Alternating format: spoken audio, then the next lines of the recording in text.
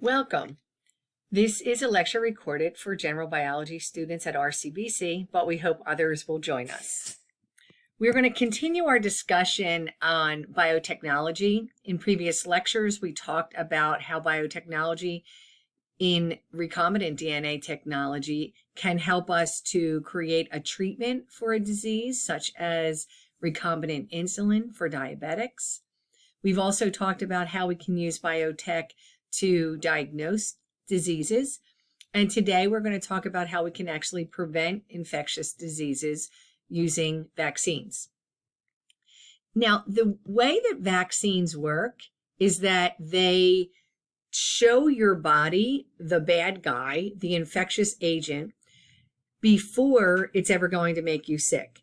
When your immune cells see a virus, they see these proteins on the outside. The same thing for a bacterium. Once the immune cells, like B cells and T cells, learn how to fight off this virus by seeing these proteins in advance, they then have memory. This memory of your immune system works whether it's by vaccine or by natural infection. The very first vaccine was against smallpox. And we used a cow version of that virus, which looked similarly enough on the outside of the virus. And we were able to give that to patients. And then when they were assaulted with actual smallpox, their immune system remembered what the cowpox looked like and remembered how to fight off smallpox. That was a live vaccine because cowpox couldn't make you sick. But with other vaccines, we have to take a virus, and in this case, you can see influenza virus, and we have to do something to it so that the vaccine itself won't make you sick. So there are ways that we can take that influenza virus and we can inactivate it, or sometimes we say kill it, so that your immune system can see the proteins, but the virus itself can't make you sick. The other thing to do is to go through something called attenuation, and attenuated virus is also unable to make you sick.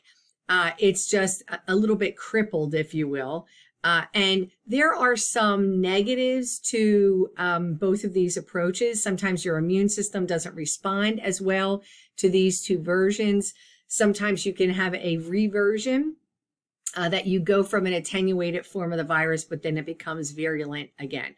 So biotechnology looks to other ideas like these subunit vaccines, and there's a lot of different versions and permutations of those, but I just want to give you one that's pretty simple to a sense. Again, let's take a look at this virus here. The virus has some genetic material, RNA or DNA inside, which is not shown, and it has a capsid or an envelope, and there are proteins on that envelope. Since it's these proteins that your immune system actually learns how to recognize and fight or attack, what you can do is you can just express those proteins. And when you take that protein out, you can either inject that protein into the patient, or you can inject part of the protein, and that's a subunit vaccine. So these recombinant or subunit biotech approaches, what they would do, just like we do with the insulin gene, expressing it in, say, E. coli, you would take a gene out of here and express this protein in a different system. Maybe you just express part of the protein, whatever you want to do. And this is enough to stimulate your immune's response. Now you don't have to worry about this protein ever causing the infection because there is no virus involved in this process. So that is one approach of many that you can use to create a biotech type of virus. I'm sorry, a vaccine. Now, if we also look, you can see here that we have these things viral-like particles. And this looks like the virus here, but what happens here is you can have an envelope that's covering nothing, no genetic material inside. And you can have on the envelope these proteins. Maybe it's one protein, maybe it's bivalent or two proteins. Right here we have three proteins at least, trivalent. So what you're doing is you are expressing multiple different proteins on this VLP, viral-like particle. And that's what you use for the vaccine. And your immune system will respond to all three of these proteins, which may represent three different versions of a virus. So let me just give you an example.